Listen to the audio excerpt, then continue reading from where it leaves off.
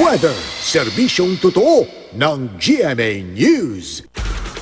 Habagat ang muling magpapaulan sa ilang panig ng Luzon ngayong Lunes. Sa rainfall forecast ng Metro Weather, higit na apektado ang extreme northern at western section ng Luzon buong araw.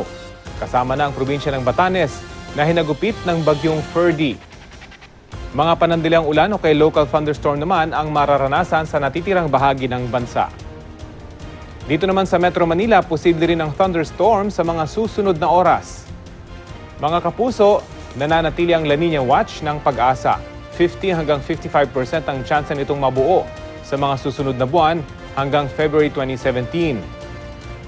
Pero para sa Japan Meteorological Agency, meron na raw La Nina, habang ang Bureau of Meteorology ng Australia nagsabing may mga senyales na umano silang nakikita na magkaka-La Nina bago matapos ang 2016.